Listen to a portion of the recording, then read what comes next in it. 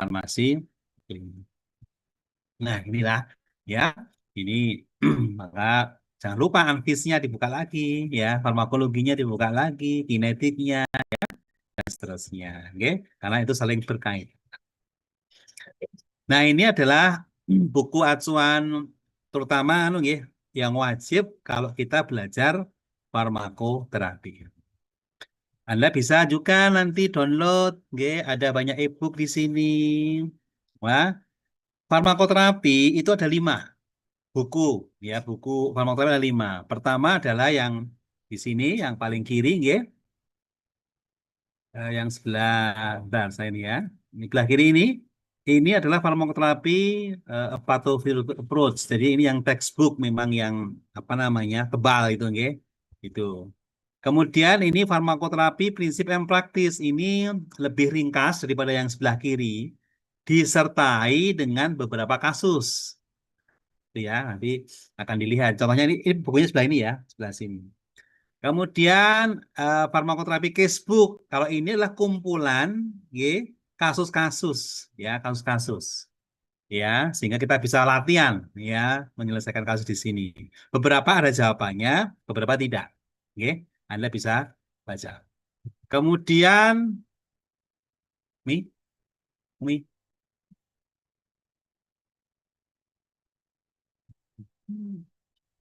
Kemudian farmakoterapi bedside guide. Ini juga lebih ringkas, isinya adalah berupa tabel-tabel itu, nggih. Jadi ringkasan berupa tabel dan apa pilihannya.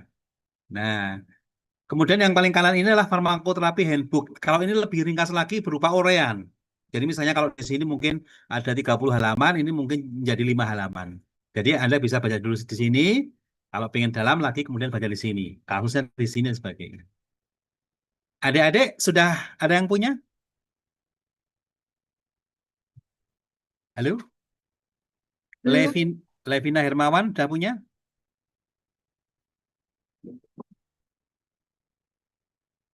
Halo? Tia? Ada yang udah punya belum? Boleh dijawab di chat. Silakan biar biar interaktif lah ya ini meskipun kuliahnya online. Adik-adik sudah ada yang punya? Jawab. Kalau belum Belum, nanti tak Bapak. kasih. Belum ya? Belum. Belum Mbak Naswa Zakia. Belum ya? Belum, Bapak. Belum ya. Oke, nanti kita sediakan. Itu karangannya di Piro. Terkenal ya di Piro ada 5 ini ya semua. Kemudian yang paling kanan yang agak gede ini juga buku yang cukup bagus. Judulnya Applied Therapeutic, The Clinical Use of Drug. Kalau yang buku ini isinya adalah berasal dari eh, kasus dulu. Kasus dulu, kemudian diuraikan. Apa tanda-tanda penyakit ini? Apa terapinya? Apa monitoringnya? Nah ini kalau Anda belajar dari ini juga bisa ini. Oke, ini bagus juga. Oke, ini adalah buku wajib untuk adik-adik. Oke, silakan dimiliki. Oke, Pak Anang punya? Punya. Lah ini buktinya saya punya apa? Punya eh, foto-fotonya dan ini saya apa namanya? Kopikan. Oke, itu nggih. Jadi ini yang bacaan wajib untuk adik-adik besok kalau praktikum dan sebagainya dari sini. Isinya apa? Ceramah, tanya jawab, diskusi, dan tugas. Nggih, nanti dari kegiatan kita itu nggih, kita ada apa ya seperti ini nggih, ceramah, nanti ada tanya jawab, mungkin besok ada diskusi, presentasi nggih. Apa biasanya yang kita diskusikan mengenai pendahuluan itu berisi epidemiologi. Misalnya pasien DM di Indonesia menduduki peringkat kesekian, sekian, sekian, sekian. Pasien hipertensi menyebabkan kematian dan sebagainya. Itu pendahuluan. Nah, kemudian patofisiologi itu berisi pengertian penyakit, etiologi, ya penyakit DM adalah ditandai dengan kenaikan gula darah. Ya. Penyebabnya etiologi adalah penyebab, ya. Penyebabnya adalah karena 2 faktor. Satu karena kerusakan sel pita pankreas sehingga tidak bisa menghasilkan insulin. Yang kedua adalah karena resistensi insulin. Nah, itu etiologi. Patogenesisnya kenapa seseorang kok bisa terkena suatu penyakit DM. Pasien obesitas misalnya, kenapa kok bisa jadi DM? Itu dibahas di sana. Gejalanya apa? Gejalanya misalnya apa? Eh, sering haus, sering makan, banyak, sering kencing. Itu adalah ya, itu adalah gejala-gejala DM. Berat badannya turun, drastis, ya gitu, ya. Kemudian prognosis bagaimana perkembangan penyakitnya, mungkin ada komplikasinya termasuk, nggih. Kalau nggak diobati, ya terkontrol enggak dan sebagainya. Nah, itu adalah patofisiologi. Kemudian sasaran terapi, apa yang menjadi sasaran terapinya? Oh, gejala penyebabnya. Oh, kira-kira apa? Gejalanya, ya tadi ya beberapa hal itu ya itu kemudian kita coba atasi, ya. Strateginya juga seperti apa? Apakah dengan obat, dengan tanpa obat atau gabungan? Nggih. Itu tata laksana terapi dan nanti kita kasus. Nggih, itu isi dari buku farmakoterapi itu juga ini semua, Mas Mbak. Ini kami apa apa kira-kira mengikuti lah, nggih, terkait dengan alur dari buku di biro tadi. Seperti ini kira-kira. Nah, nanti, sorry, nanti kita akan bahas ini. Oke, ini konsepnya. Konsep kita adalah seperti ini. Konsepnya seperti ini kita. Ya, pertama, pertemuan pertama itu adalah saya. Apa sih farmakoterapi rasional? Kemudian nanti apa itu DRP? Kemudian EBM ya. Bagaimana EBM itu adalah pengobatan berbasis bukti bahwa obat ini bagus untuk pasien ini ada bukti ilmiahnya. Namanya EBM. Oke, bagaimana cara mencari EBM? Nanti kita akan bahas di sini. Lalu setelah ada 3 pertemuan ini, baru nanti ke penyakit. Nyeri, nyeri sakit kepala, ada osteoartritis, ada rheumatoid arthritis, ada osteoporosis, ada diabetes, ya, gangguan tiroid, refluksi, IHC, ya, ACS, stroke, hipertensinya belum ini ya. Hipertensi, ya, nanti ada semua di sana. Kita akan bahas. Ya, kita bahas. Nah, semua penyakit ini nanti dilihat apa, tadi saya jelaskan tadi, ya, epidemiologinya, ya, berapa angka kejadiannya di dunia, di Indonesia, di Jogja barangkali, patofisiologinya ini kenapa kok penyakitnya bisa timbul ke seorang, penyebabnya, etiologinya, ya, gejalanya seperti apa. Nah, gejala ini sebagai dasar untuk menetapkan sasaran terapi. Baru strategi terapi, baru tata laksananya terapi, apakah dengan obat atau dengan tanpa obat atau dikenal sebagai non farmakologi, gaya hidup misalnya, oke, gaya hidup, ya, kurangi yang manis, ya, dan sebagainya, oke, intake karbohidrat dikurangi, pola makan dan sebagainya, oke, itu adalah konsepnya. Nah, kemudian CPMK, capaian pembelajaran mata kuliah ada 4. Pertama, CPMK 1 itu saya nanti ya, bahwa adik-adik harus memahami farmakoterapi rasional, DRP, dan EBM, Evidence Based Medicine. Kedua adalah gangguan nyeri dan rheumatologi. Ini nanti akan diampu oleh Bu Yulis, ya Prof. Yulis. CPMK 3 tadi, gangguan endokrin ya, DM, hipotiroid, ya itu adalah dengan Prof. Trimurti. Ya.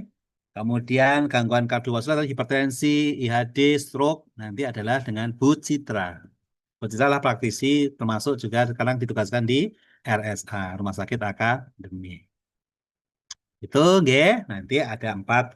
Nah, ini kira-kira nggih, ada sekalian apa sebarannya. Sebarannya adalah seperti ini. Nggih, NMY itu saya nggih, Nanang Mulyasmin, ZI itu Zulis Ekawati, TMA itu Trimurti Andayani, dan Anggraini Citra Risang, ya, itu ACR. Kira-kira gitu, nggih. Adik-adik, nanti ada 7 pertemuan sebelum OTS, ya, dan ada 7 pertemuan setelah apa namanya UAS. Nah, yang perlu diingat ini pada pertemuan keberapa ini ya? 1, 2, 3, 4, 5. Ya, CBL. Ya, CBL. Case Based Learning. Nanti pada pertemuan berarti 1, 2, 3, 4, 5, ke-6 ya, jadi keenam terkait dengan osteoporosis. Ya. Oh, sorry salah ya. Mohon maaf, nanti saya rubah ya. Yang ini harusnya osteoartritis ini. Saya keliru ya. Satu, dua, tiga, empat, lima ya. Berarti pertemuan kelima. Ini kebalik nih ya. Kelima, nanti adik-adik diminta untuk menyiapkan materi PowerPoint ya makalah terkait dengan osteoartritis dan rheumatoid. Nanti akan dibagi di elok ya nanti ya. Eloknya nanti akan dikoordinasi nanti dengan Butia nanti ya, apa namanya akan kita informasikan. Ya, atau nanti saya dengan ketua kelas ya. Kita kasih passwordnya ya nanti ya, terkait dengan ini nanti siapkan tugasnya nggih. Nah, 3 atau 4 orang lah ini untuk per kelompok membahas ini. Nah, isinya adalah nanti CPR presentasi, ada tanggapan dari audiens, kemudian ada penjelasan, ya uraian dari para pengampu. Itu nggih, osteoartritis. Kemudian juga ada buklet. Buklet, adik-adik diminta buklet kalau itu mandiri nih ya. Membuat buklet hipertensi. Buklet itu seperti apa? Leaflet lah, leaflet tapi agak lengkap itu nggih, gitu. Kemudian yang hiperlipidemi tambah lagi CBL juga, case based learning. Nanti presentasi nanti kasus. Gitu nggih. Kira-kira disiapkan saja. Nanti kami umumkan ya, apa namanya agar Anda sudah mulai sekarang sudah mulai bersiap-siap ya bagi kelompok membuat materi presentasi dan juga apa namanya makalah. Oke. Dari mana? Dari buku-buku tadi aja, farmakoterapi ya, kontak Kimball dan sebagainya. Monggo disiapkan mulai sekarang supaya Anda lebih kemudian bisa apa namanya lebih semangat lagi ya untuk belajar mengenai farmakoterapi. Nah, ini nggih, ternyata apa? Nanti penilaiannya nanti ini rancangannya nggih adik-adik sekalian nggih itu UTS UAS cuma 20% ini kurang lebih. Nggih, ada kuis nanti mungkin, ada osteo, ini apa yang CBL tadi nggih, dan buklet ini nilainya lumayan banyak. Sehingga jenengan yang serius ya membuat presentasi makalah dan bukletnya karena nilainya cukup tinggi. Nilainya cukup tinggi. Ya, insya Allah ya kalau sudah itu minimal C lah itu ya kalau itu UTS, UAS dan sebagainya sih kalau cuma ya bisa lah B, A lah ya, insya Allah. Ya, biasanya ini bagus-bagus ya. Nilai A-nya 82 nggih, ini sebarannya kira-kira. Begitu, ada sekalian apa namanya mengenai penjelasan kuliah ada yang ingin ditanyakan, diskusikan sebelum kita mulai materi kita? Ada? Bisa dijawab di chatting? Apakah ada pertanyaan? Bisa dibalas di chat. Belum, belum Pak, belum Pak. Oke, jelas berarti nggih. Nanti saya share saja ya Mbak. Siapa ya kemarin anunya? Ketua kelasnya, PJ-nya untuk materinya ini kemarin baru kami revisi sehingga belum saya share. Yang saya share baru anunya ya, baru apa? Baru materinya. Oke. Nanti kita share lagi terkait dengan ini semuanya. Oke, berarti bisa dilanjutkan adik-adik untuk kuliah kita. Nggak usah lama-lama, kita santai aja, nggih. Biasanya kalau di kelas lebih santai. Ini sayangnya karena ya mohon maaf sekali, nggih. Wah, dan saya pinginnya ketemu langsung ya, tapi liburnya cukup panjang ya. Ini harus apa namanya diatur waktu. Oke, kamu lagi. Baik, sudah dibaca semua materinya?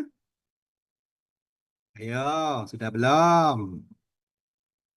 Hmm. Sudah dibaca belum? Halo? Ayo, di chat, dijawab. Sudah dibaca belum? Ika, Vina, sudah baca belum? Levina? Sudah, Bapak. Alhamdulillah. Sudah tuntas bacanya?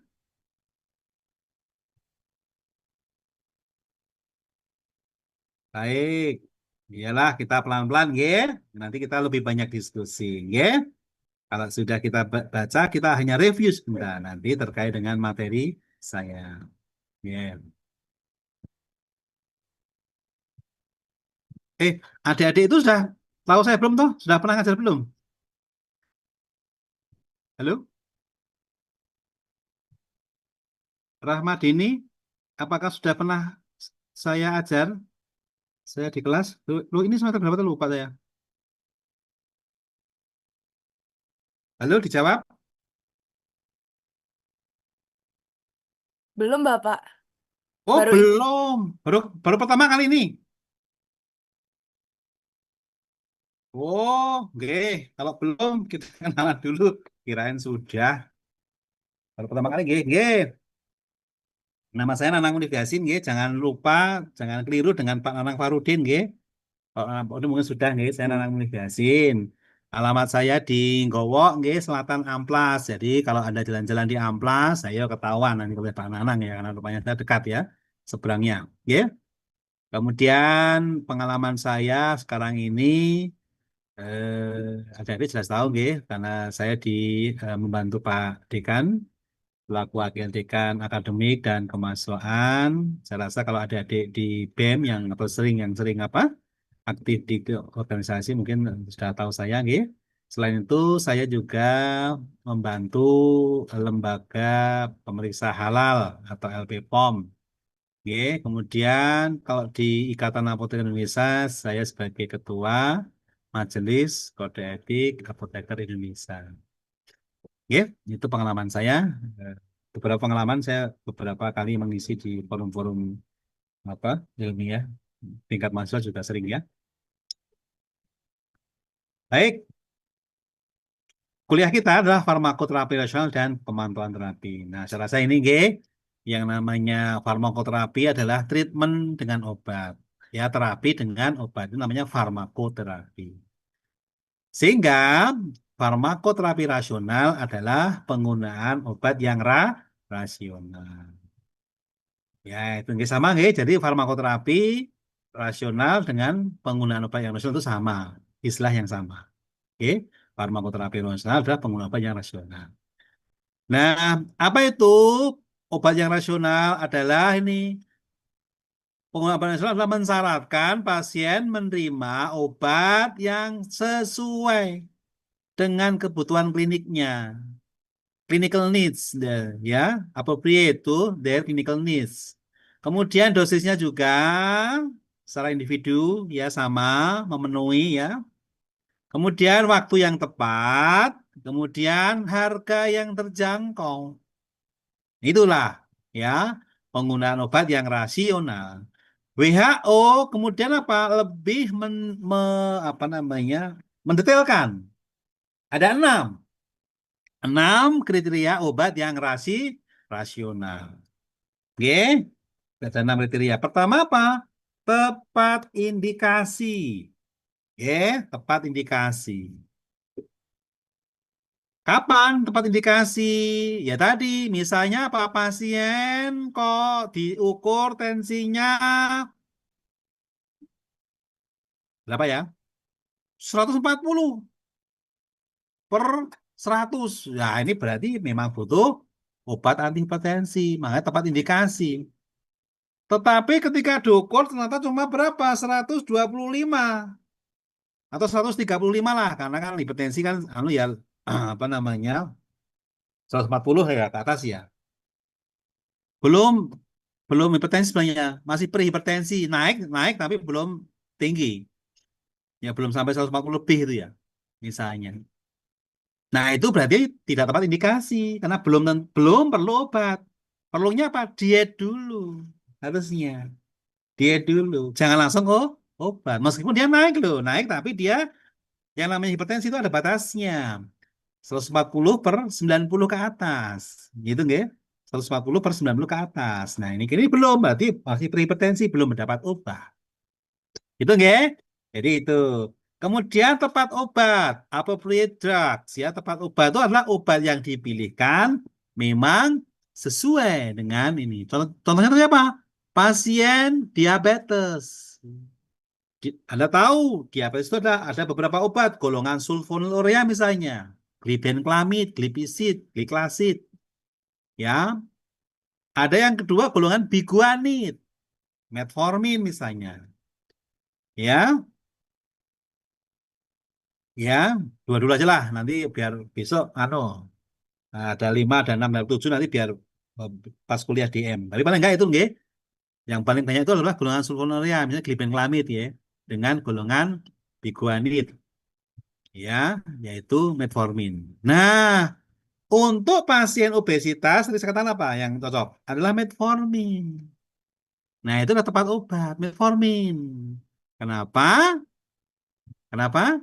Karena biasanya pasien obesitas itu apa? Mekanismenya karena resistensi insulin.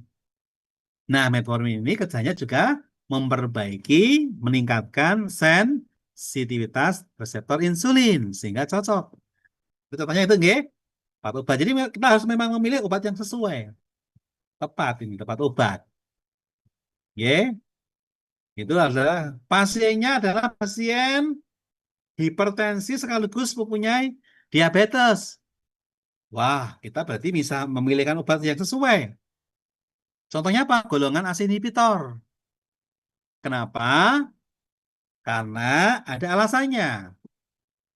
Kenapa kita milih lisinopril ya? Ketika pasiennya hipertensi sekaligus DM. Ternyata apa? Golongan ACE inhibitor seperti lisinopril, captopril itu ya, itu mempunyai efek renoprotektif, melindungi ginjal. Karena komplikasi utama antara DM dan hipertensi itu adalah gagal ginjal.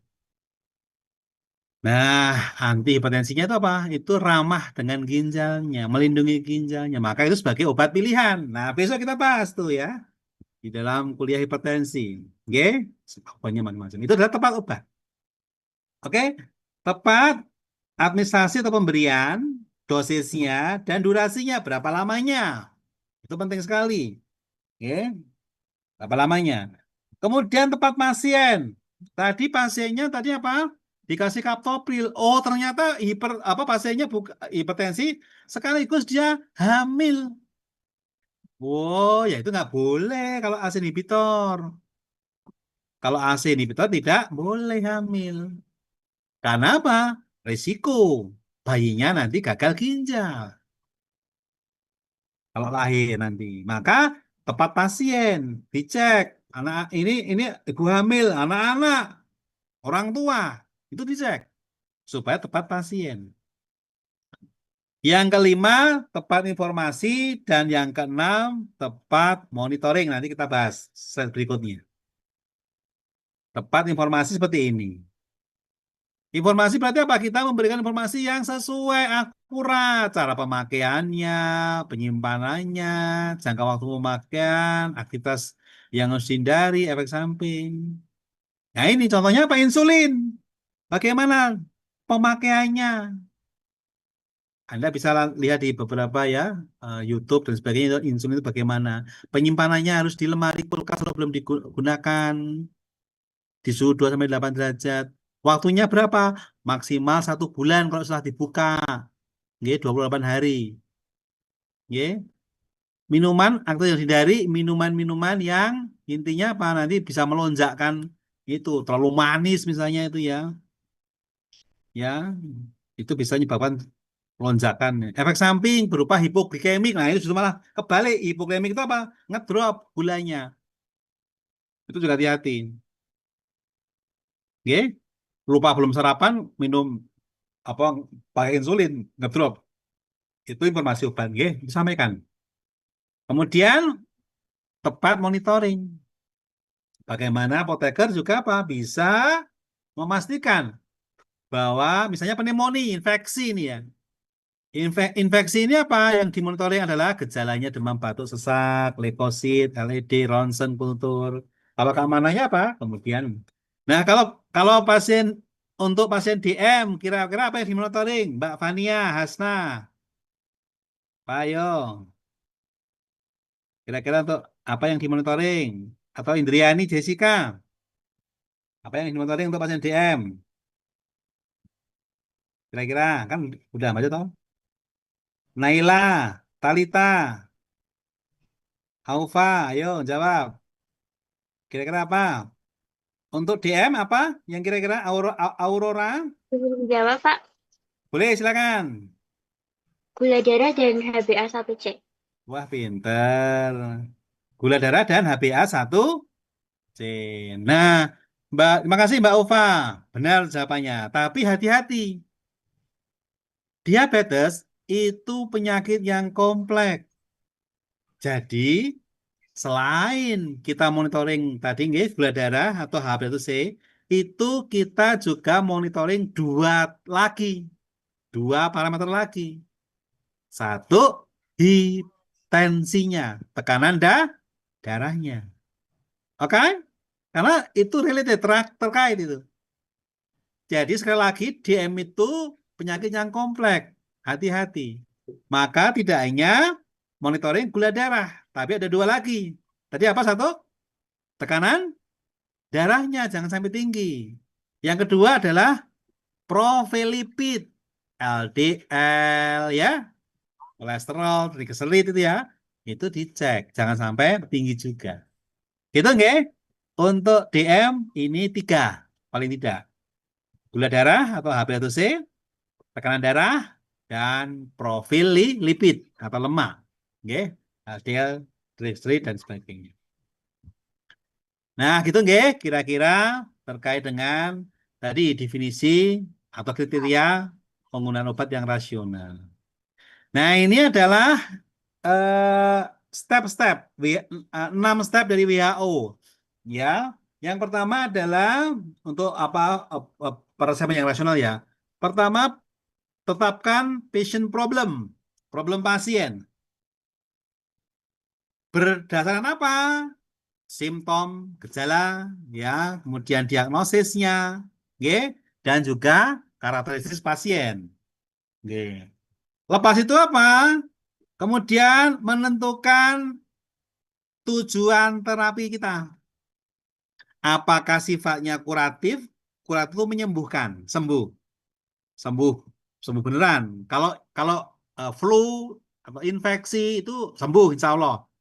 Tapi kalau hipertensi DM itu kan adalah seumur hidup gitu ya. Nah, atau tadi kuratif gitu, itu sembuh atau simptomatif. Simptomatik itu berarti apa? Gejala-gejala saja. Batuknya, demamnya itu gejala saja itu. Nah, yang penting itu hilang dulu, nyerinya itu hilang gejala. Preventif pencegahan. Jangan sampai terjadi komplikasi. Nah, untuk hipertensi, DM itu yang tepat adalah preventif, pencegahan supaya nggak komplikasi lebih jauh lagi. Oke? Jelas, G? Jelas. Kemudian setelah tujuan terapinya menentukan ya apakah dia kuratif atau sembuh atau gejala atau pencegahan ya. Maka kemudian kita tetapkan treatmentnya. Obatnya apa kira-kira?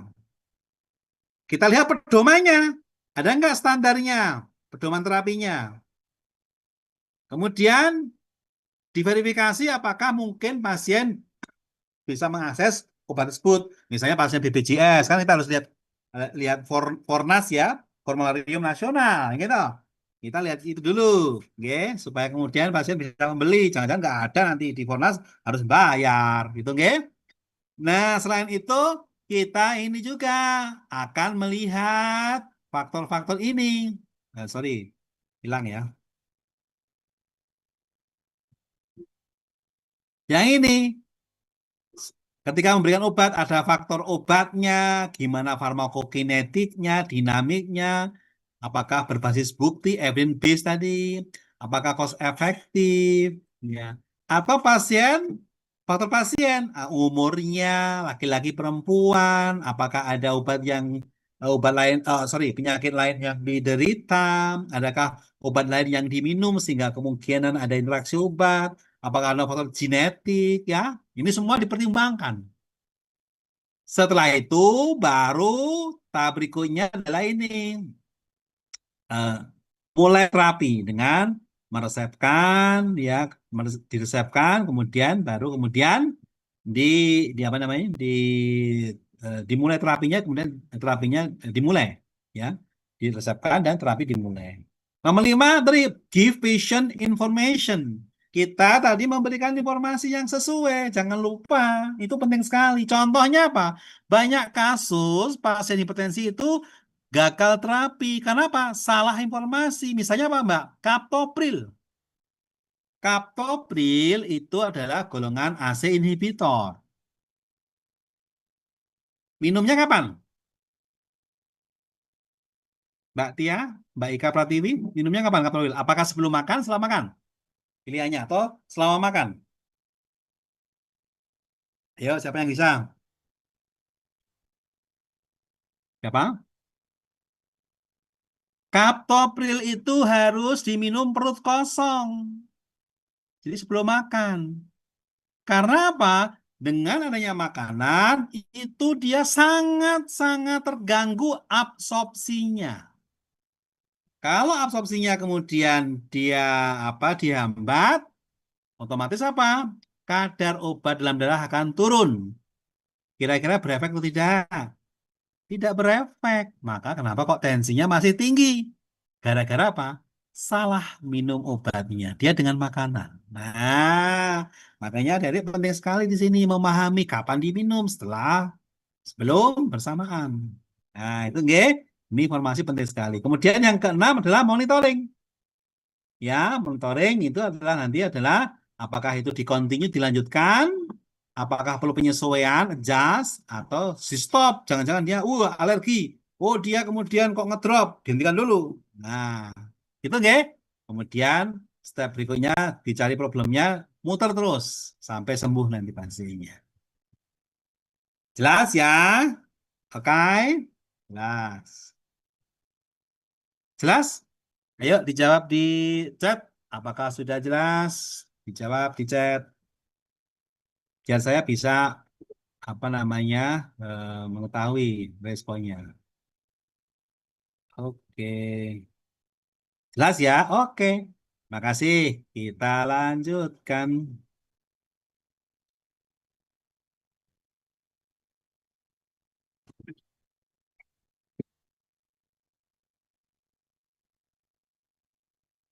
Lanjut ya, Mi?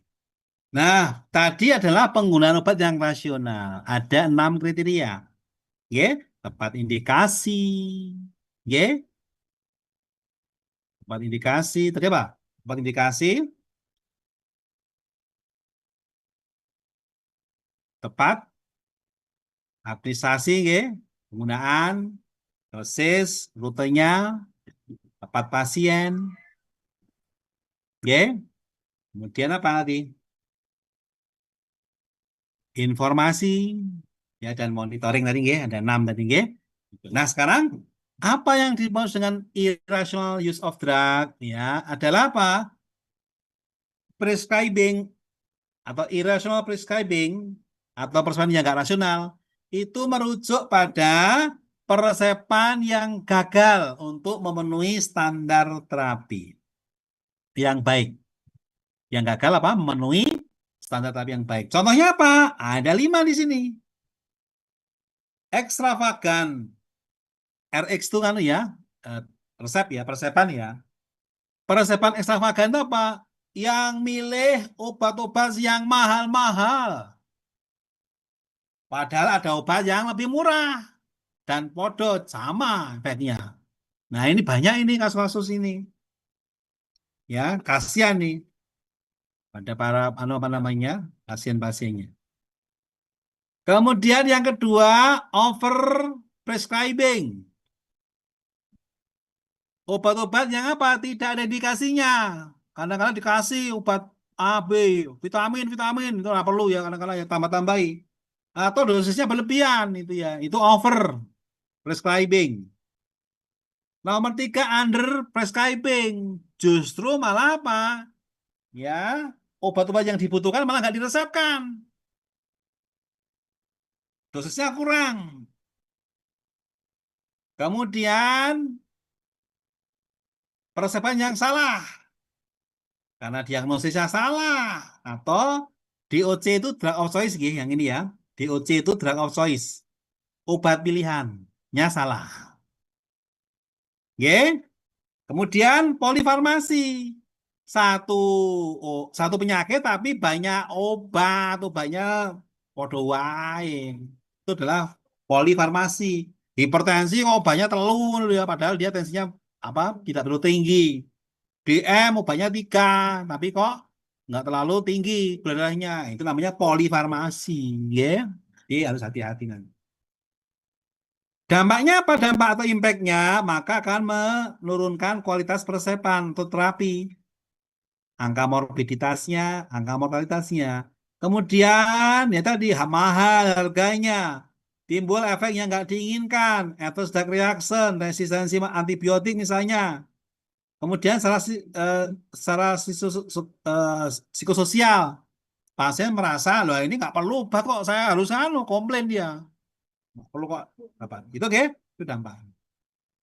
Oke, jadi hati-hati terkait dengan pola-pola resep ini. Ini dikatakan tidak rasional. Ini contoh, ya ada sekalian di dalam praktek, ya misalnya ini overuse of antibiotik, anti diare pada kasus diare non-spesifik. Diare non-spesifik pada anak itu bukan karena bakteri. Cukup aja nanti zinc, oralit, ya toh? Itu udah sembuh itu nanti, insya Allah. Nggak usah antibiotik, nggak usah anti diare. Itu sering itu. Kecuali kalau diarenya sudah misalnya tinjanya berwarna hijau dan sebagainya, nggak demam itu ya, itu mungkin. Tapi kalau nggak usah. Kemudian antibiotik pada kasus infeksi yang ringan non bakteri. ARI itu acute respiratory infection, ARI atau infeksi pernapasan bagian akut. ISPA, ya ISPA. Infeksi saluran pernapasan akut atau ARI. Itu non bakteri, bukan karena bakteri. Maka nggak perlu antibiotik, cukup terapi suportif. Kalau batuk ya kasih obat batuk, demam kasih obat demam, jangan kasih antibiotik. Ya, tonik multivitamin untuk yang untuk malnutrisi, orang perlu. Yang penting itu asupannya, gizinya ditambah, bukan vitamin. Malnutrisi itu. Ya, kemudian apa ini? Obat yang mahal-mahal untuk antihipertensi. Pasien TB, tuberkulosis itu juga kadang-kadang ya dan sebagainya banyak. Ya. Banyak sekali beberapa ya apa namanya contoh-contoh penggunaan obat yang tidak rasional tadi. Oke. Nah, apa sih yang menjadi penyebab ya di balik itu semua? Ya, kenapa nggak rasional banyak? Pertama faktor informasi, faktor pasien, yaitu pasiennya apa? Misinformation, ya tidak paham dia, ya misinformasi, misleading belief. Jadi dia punya kepercayaan yang salah, dia tidak mampu mengkomunikasikan problemnya, itu pasien. Kalau yang prescribing atau dokter ya yang memberikan resep itu karena mungkin kekurangan education, lack education, pemahamannya, kurang training mungkin. Mungkin kurang informasi obat dari kita. Mungkin kokain pasien, ya, load pasiennya banyak, jadi nggak sempat lihat itu banyak pasiennya dan sebagainya.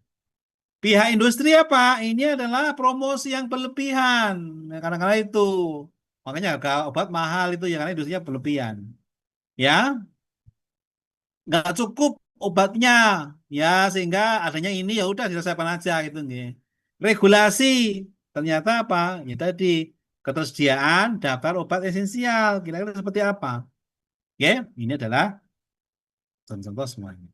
Sehingga apa? Tadi dampaknya adalah turunnya kualitas terapi, tadi udah kita bahas ya, morbiditas mortalitas, boros, ya, risiko yang diinginkan dan dampak psikososial, ya. Pasien mempercayai suatu obat yang sebenarnya tidak diperlukan. Oke, itu adalah dampaknya. Baik, poin pertama farmakoterapi rasional apakah dipahami? Dijawab.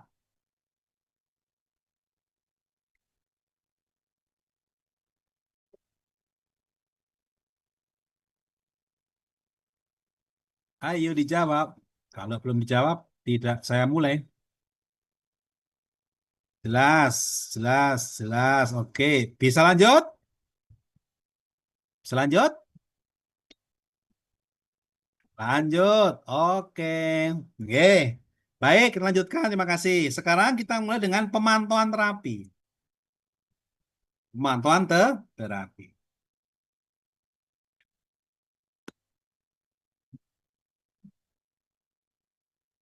Ini referensinya, nggih, tambahan referensi nanti.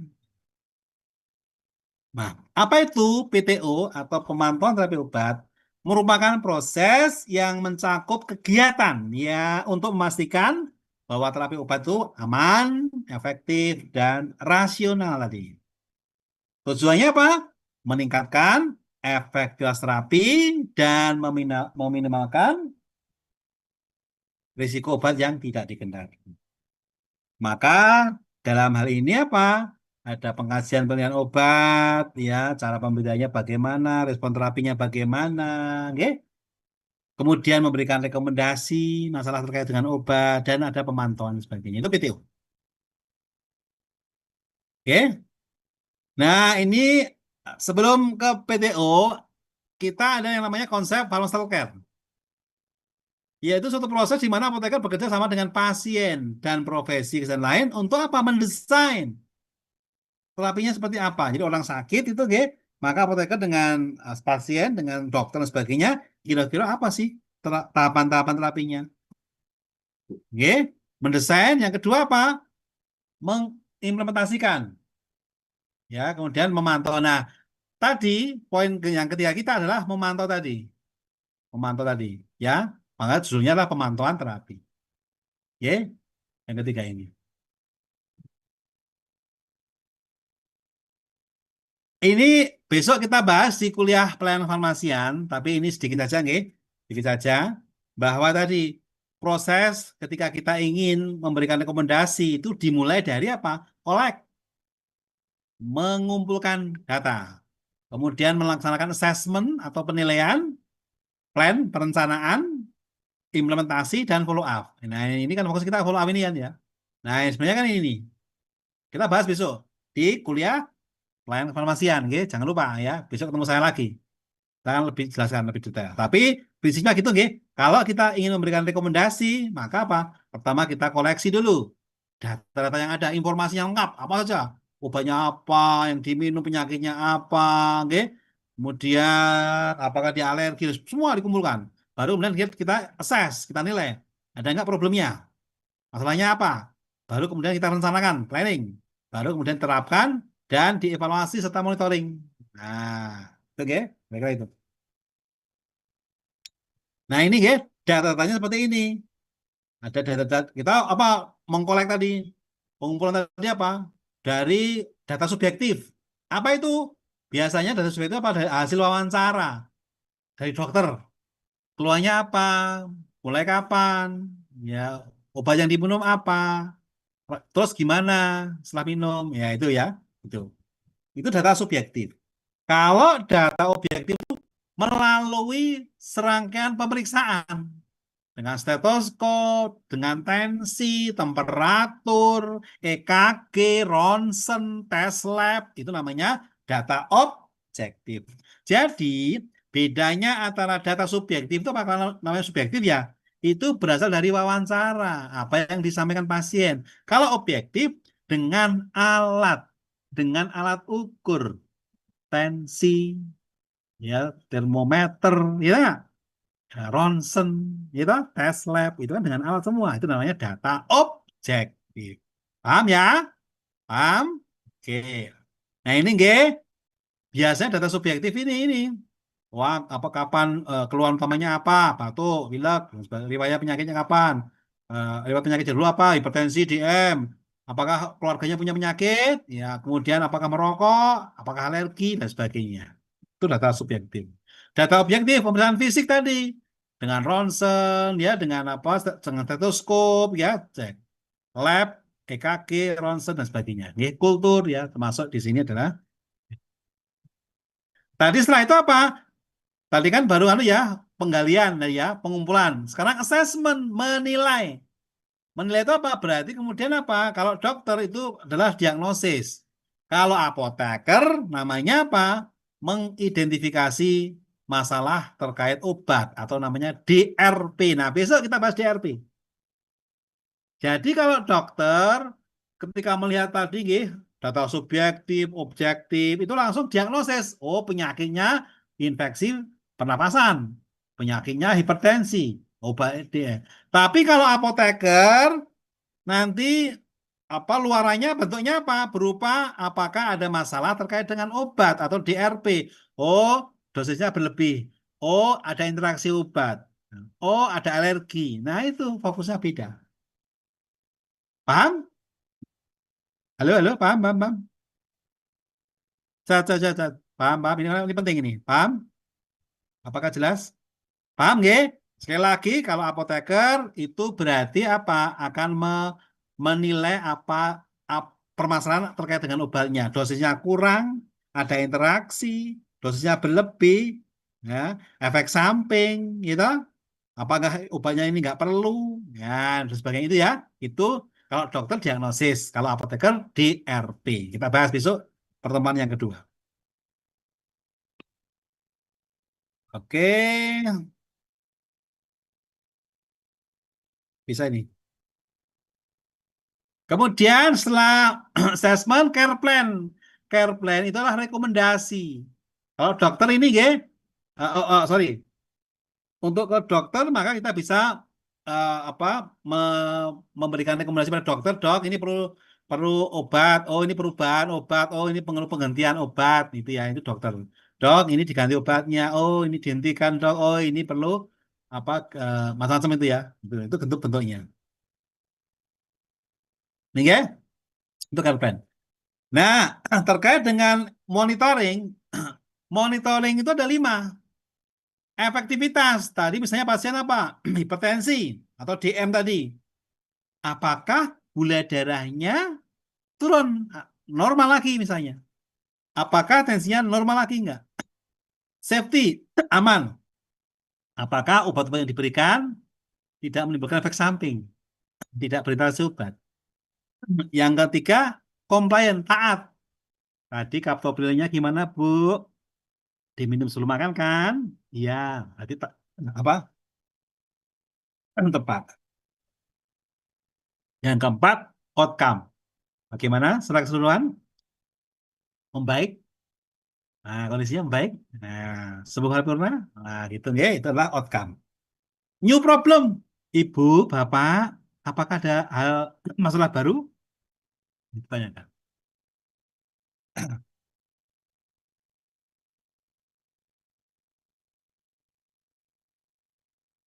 Gitu, oke? Adalah 5 hal. Kita cek. Ini, ini, oke?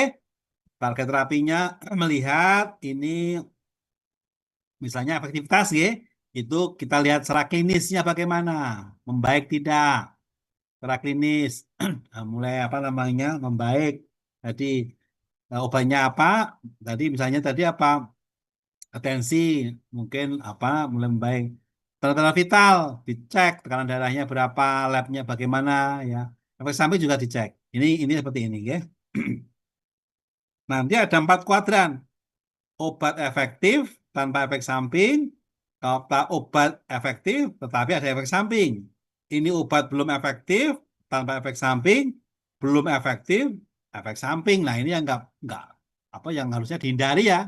Kita pengennya ini efektif tanpa efek samping yang ideal. Tapi kadang-kadang ini ya apa ini. Nah ini jangan. Maka kita penting sekali untuk menentukan. Ini contohnya seorang laki-laki ya dia minum kaptopril tadi nggih. Kaptopril apa yang dipantau ini contohnya ini nggih. Contohnya ini kita lihat eh, subjektif terapeutik itu apakah ada pembengkakan kaki, apakah ada SOP. SOP itu napas tersengal-sengal ya. Kalau ini objektifnya apakah ada UDEM, ada ronsen. Ini ya kalau ini subjektif toksik berarti ini nggak membaik. Namun justru malah bengkak ya, tambah ini kan turun lagi ya, turun bengkaknya ini adalah eh, malah justru kalau toksik berarti bengkaknya apa bertambah. Kalau kalau subjektif terapeutik berarti dia turun. Berarti yang bagus-bagus yang ini ya, karena terapeutik. Kalau ini toxic, kebalikannya. Ini contohnya di buku ya, Appropriate Monitoring Plan. Ini ada sekalian referensinya, silakan dibaca, di-download. Kalau nggak ada, nanti Bapak kasih. Oke? Begitu? Dari saya, any question, apakah sudah jelas? Paham? Kalau belum paham, kita diskusikan lagi. Monggo, silakan. Ada yang ingin ditanyakan? Apakah ada sudah jelas? Oh, ini ada. Sebentar nih. Siapa yang ini ya? Alivia ya. Izin bertanya Pak, kira-kira kenapa suatu obat bisa kehilangan kemampuan? Apakah bisa terjadi karena terlalu sering? Misalnya metformin pada pasien DM, apakah perlu diganti obatnya? Oke, terima kasih Mbak Alivia. Nah, tadi saya katakan bahwa obat itu ketika bekerja itu banyak faktor yang berpengaruh tadi. Ya, berpengaruh tadi. Ya, minumnya ternyata apa? Ada interaksi obat tadi saya katakan. Minum obat A, ya ada makanan dia terhambat. Tadi kaptol tadi, ya. Maka dia nggak efek. Padahal ketika tanpa makanan, dia minumnya lebih lancar kemudian berefek. Yang kedua, obat lain misalnya. Ada obat lain yang justru akan berinteraksi obat. Menurunkan banyak obat. Bisa dari fase absorpsi, fase metabolisme. Ada beberapa obat yang sifatnya mempercepat metabolisme, Mbak. Sehingga begitu masuk, dia dipercepat. Nah, kalau dipercepat metabolismenya apa? Kadarnya menjadi berkurang. Nggak efektif dia. Ya, nggak efektif dia. Ya. Kemudian jangan lupa faktor diet itu juga penting sekali karena yang namanya obat itu tidak bisa sendiri. Harus faktor modifikasi gaya hidup. Itu selalu apa namanya? Berkaitan.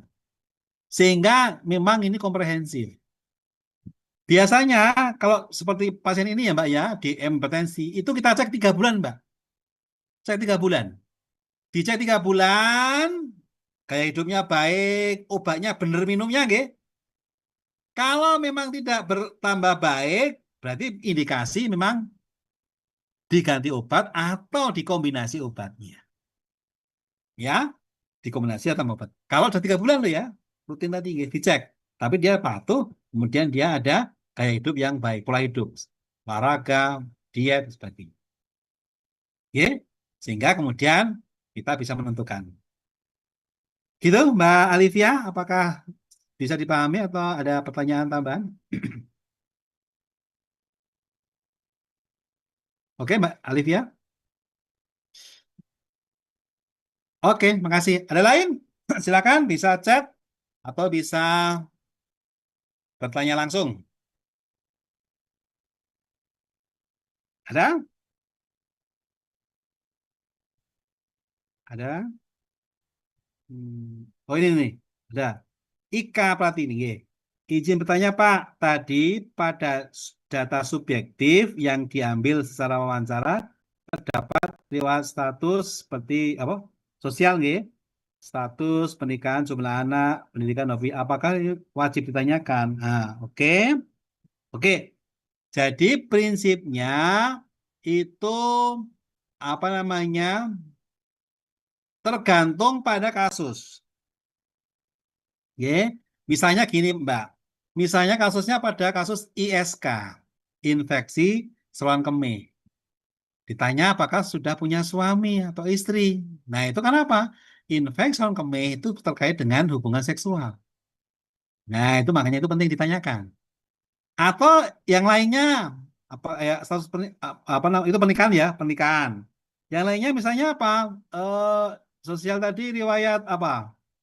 Merokok ya, merokok, kemudian apa namanya obat-obatan dia, ya itu penting itu rokok karena beberapa penyakit itu justru apa penyebabnya adalah karena rokok. Misalnya apa? Ada kasus PPOK, penyakit paru obstruksi kronis. Mbok jenengan kasih obat apapun terapi, kalau nggak berhenti merokok nggak akan sembuh. Makanya kan ada tanyakan, merokok enggak? Kalau merokok, PPOK wajib hukumnya berhenti. Kalau enggak sembuh-sembuh. Oke, nggak sembuh-sembuh. Itu kasus PPOK. Atau apa? Ada obat yang itu dipengaruhi oleh rokok. Misalnya pasiennya ya, minum eh, apa namanya?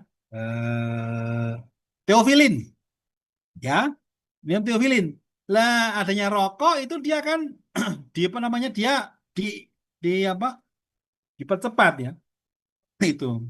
Jadi ada banyak obat yang berinteraksi dengan rokok, Mbak. Sehingga ditanyakan.